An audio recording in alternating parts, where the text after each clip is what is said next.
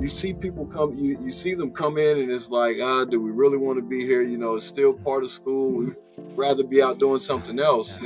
But seeing everything just change, their attitudes, the smile, the frowning and the smiles just coming up upon their faces, and those are the things that chiropractic has the ability to change.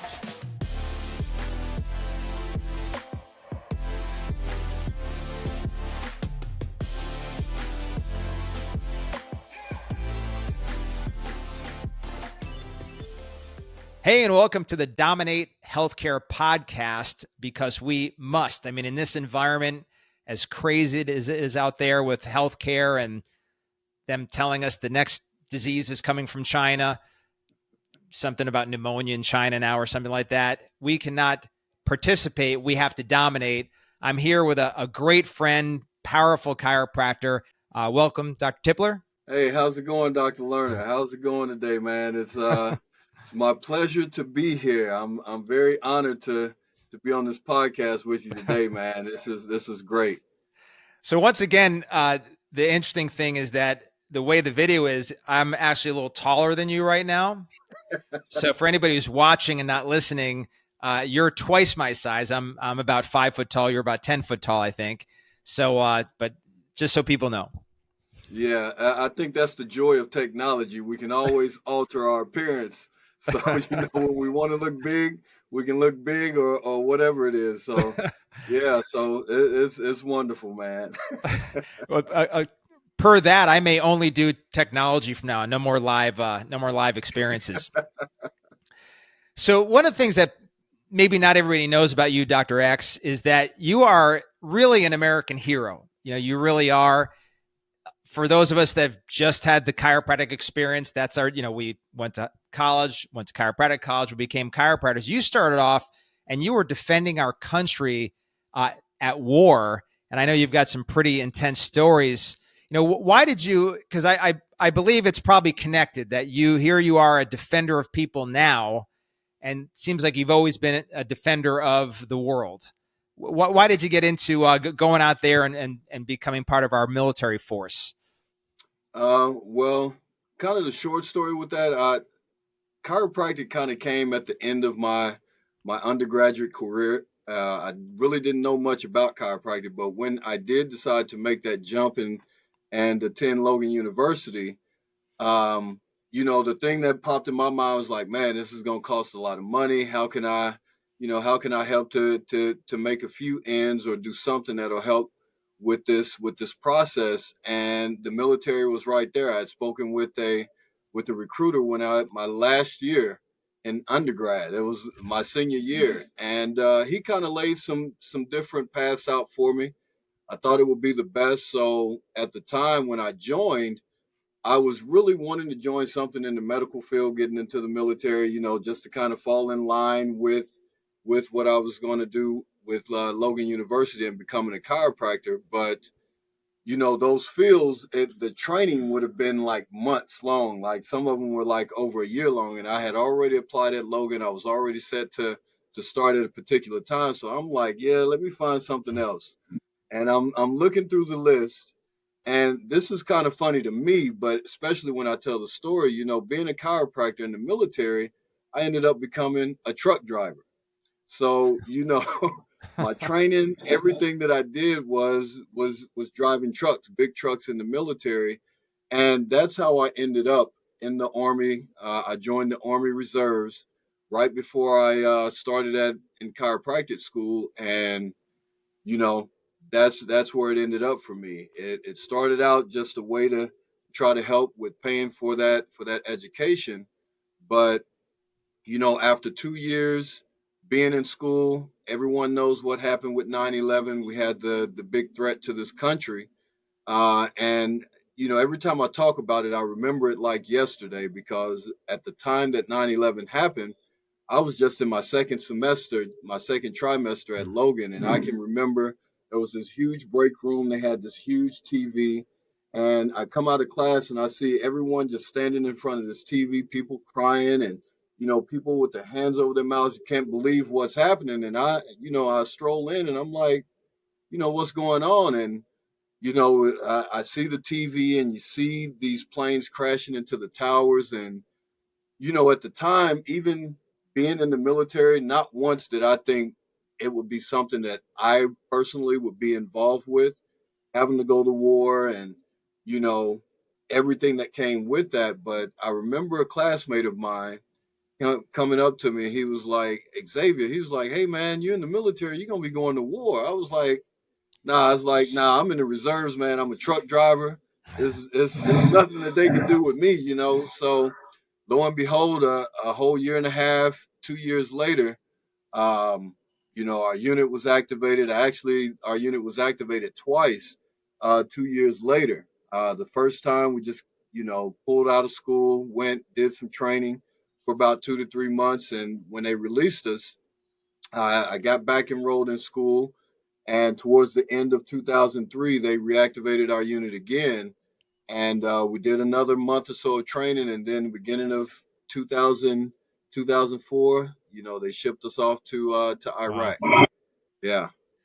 That's amazing. For those of us who only had to worry about biochem class and passing boards, we appreciate you, and thank Thank you you. so much for what you did. And now today, you've gone from war hero, American hero to chiropractic hero. You not only have Hmm. you guys have you and Dr. Edgar have an amazing booming practice.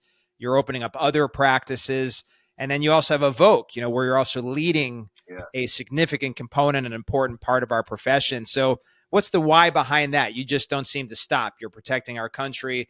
You're building a big practice. Now you're here leading a segment of our profession and looking to better the world. Yeah. What's behind that? For I think with both of my partners, we all have a unique story that really keeps us going. And to really be honest with you, Doc, for me, man, it really starts from where I came from. The I'm from a small town in southeast Missouri, and it was just a place. Not many people really got an opportunity to leave outside of there. You really get there's opportunities to really get stuck, not having the mindset to do anything further other than what I grew up around. So I was always the one. That's why I really like, dominate. In everything that I did, sports was really my avenue of getting out of that area, and providing an opportunity for me to get into college. But with everything I did, I just, the mindset of being dominant in what I in every opportunity that I had. And so when I think about that area that I come from, I think about the people that didn't have those opportunities. I think about the people that really the way wasn't shown to them, or even just a glimpse of what it would be like if you could get out of this place, the opportunities that exist outside of here. So a lot of what I do and what really keeps me going, especially when times, we all go through our struggles, things get hard sometimes, but I think about where I came from. I think about the struggles that we went through growing up as kids. I think about the people that are still there, the support that they gave me, just seeing someone that made it out. And if I'm not mistaken, probably the first person to come out and end up being a doctor. So that says a lot for Wow. the community that I grew up in, and it's just something every step of the way I've always found myself in situations to where people looked up to me to kind of find that way. So I always put it, I've always kind of put those things on my shoulders. Even when it came to my family, being the oldest of five, um, I always had to be that one to set an example. Not that it was placed on me, but that's what I placed on myself. So with everything that we do now in practice, I remember the time that Dr. Everett and I, when we first came together and decided that, we were going to start this practice and we were going to do this and we were going to do that. The one thing that we sat down and we talked about is kind of the way that we grew up. And every single practice member that we were seeing when we were out marketing, those that were coming into the office, it's like, man, they reminded me of someone back home. They reminded me of an aunt. They reminded me of Yeah. an uncle or grandmother. And we both felt that way, so we really took it upon ourselves, the mission in which we have when we look at chiropractic and what we do, being African American and servicing that community. There's a lot of brokenness that comes with it. So chiropractic alone is not going to be the answer, but it's going to take the the spreading the idea of love, that we can all love each other, that there's people out there that really care about you, that's not trying to get over on you, that we're doctors that can be trusted. And when it comes to the education about health, when it comes to everything just about life and what God has blessed us with, and the ability of what the body is capable of doing, these are things that wasn't ever talked about in these communities, in our community. So that is something that we just kind of took upon ourselves, which is, now our motto is creating a reality of oneness in the hearts and souls of the Black community. So again, that Nice. spans far beyond health. um, we're looking at the crime. We're looking at, all those things that are really devastating to these communities.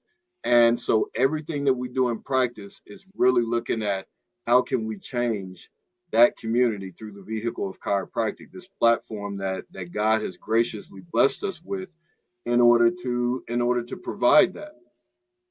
That's awesome. Yeah, and the whole idea of dominate is that some people would look at being a chiropractor as a doctor who treats a condition, whether that be Right. a headache or cancer, that's all we do. We treat people.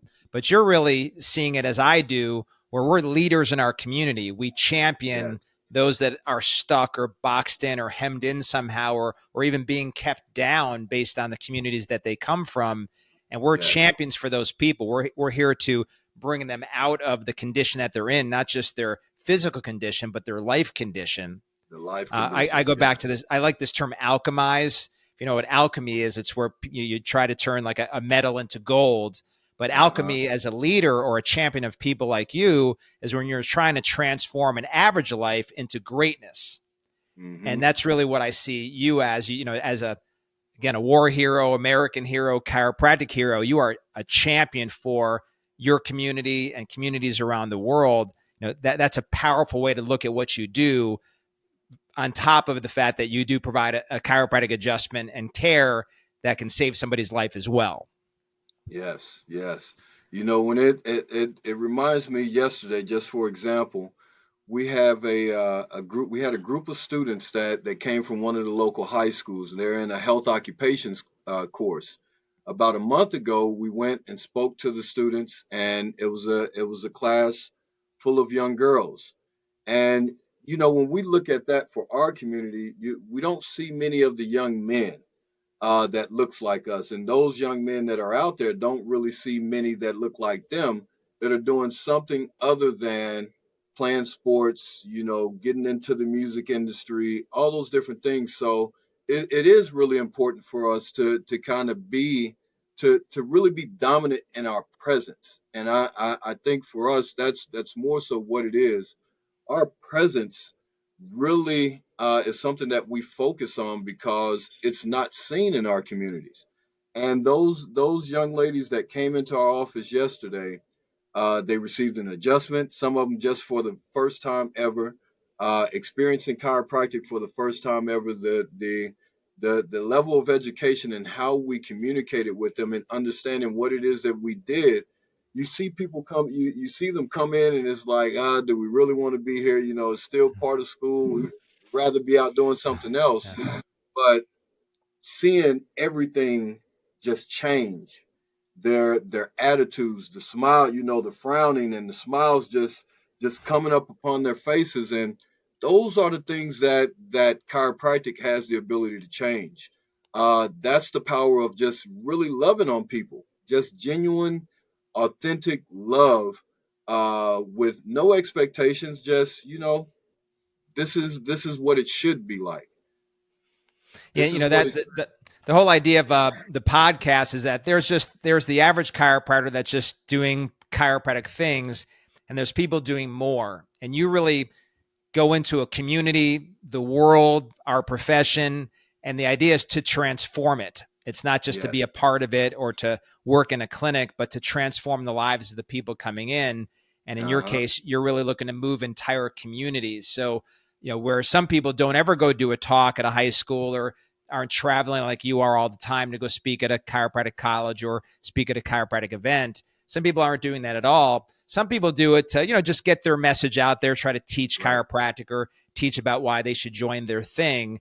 You're actually out there saying we're looking to transform the lives of the people who are, in a place in life where they feel there is really no way out, or they're so stuck in their echo chambers and they're surrounded by a community of other people who have no way out, and say they Right. don't see that there's great potential for their lives, and you're there to show them that. That's really powerful. Yeah. And it is, and we get joy out of that, man. Like again, it come from a large family. Even with my wife, my wife has you've met my wife, but she has a really large family, and so looking at the dynamic of her family, and I look at the dynamic of just a lot of families in that community as a whole, and it's a blessing. It really was a blessing for me to meet my wife, and seeing her family structure, because my family structure was not like hers. She has 12. She's one of 12 siblings. Wow.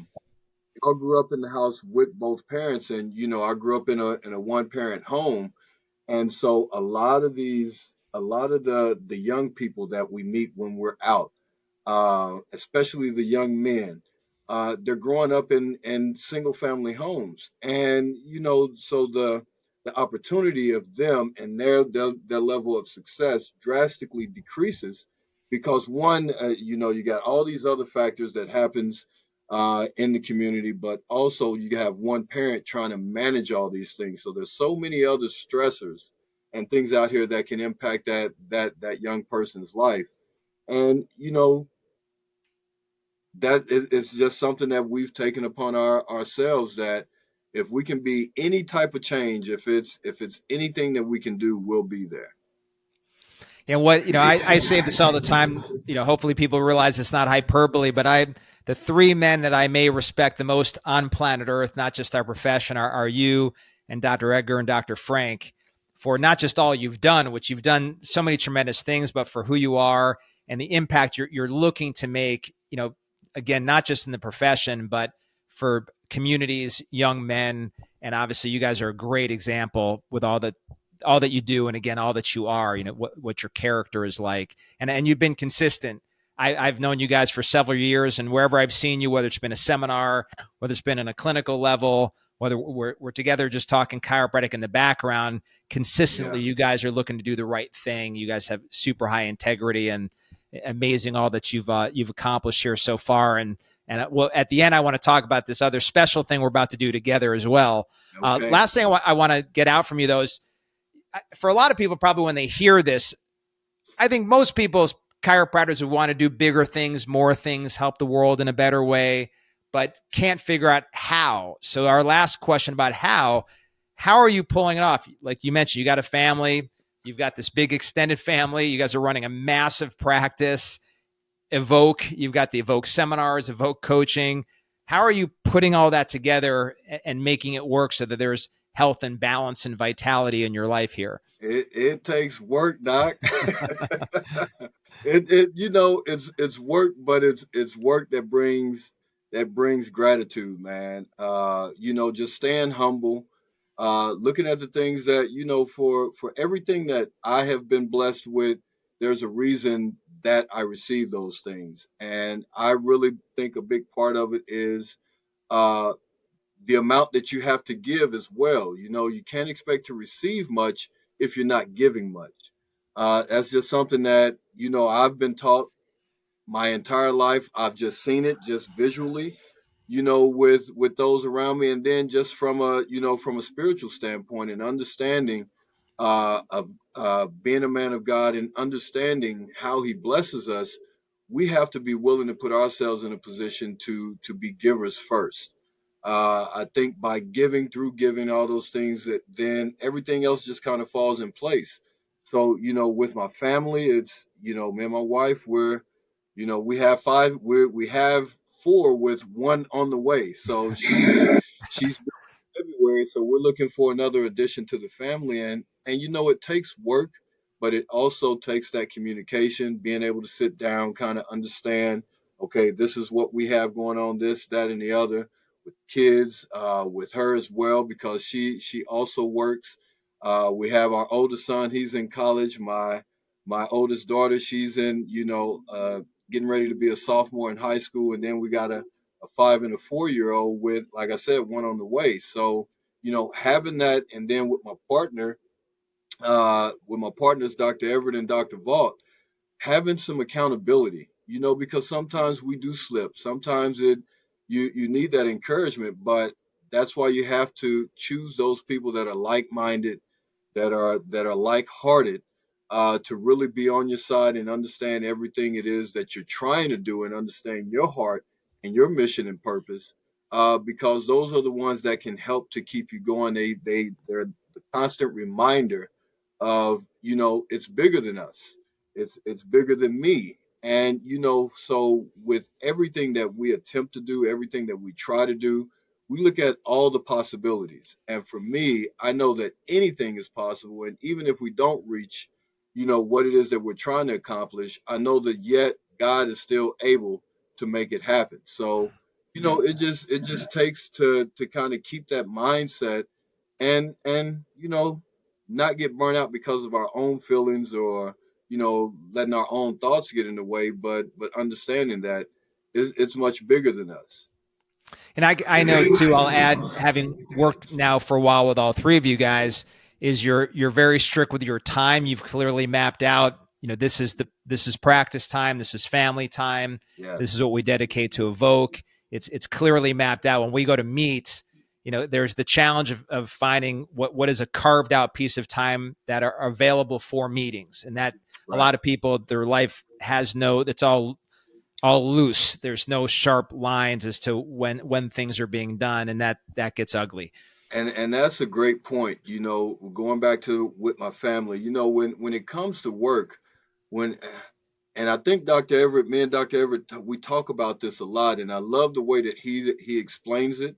But when we talk about, work-life balance, we get that question a lot from students. And there's not, it's a different way of thinking about balance, because sometimes family has to, it has to be more important than what's going on over here.